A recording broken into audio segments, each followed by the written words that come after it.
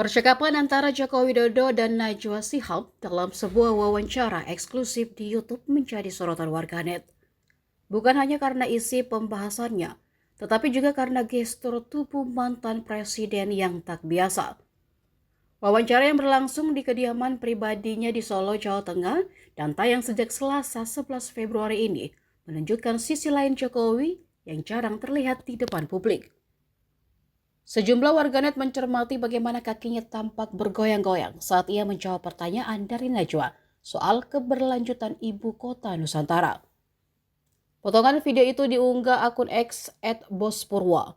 Wawancara itu terjadi di meja tempat biasa Jokowi menerima tamu-tamu pentingnya, seperti Presiden Prabowo salah satunya. Ia memakai kemeja seperti kebiasaannya, putih dan celana hitam. Sementara itu dilansir dari kompas.com, psikolog Universitas Aisyah Yogyakarta, Ratna Yunita Setiani Subarjo, mengungkapkan makna dari gestur kaki bergoyang bisa disebabkan pengalihan dari rasa cemas salah satunya.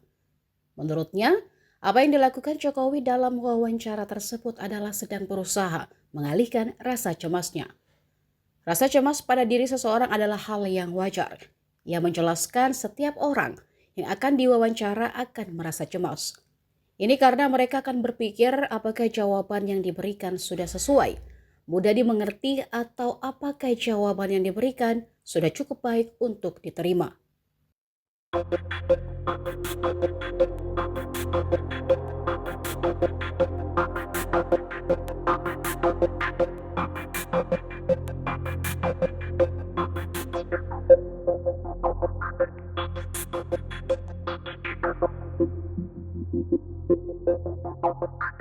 Download Tribun X sekarang, menghadirkan lokal menjadi Indonesia.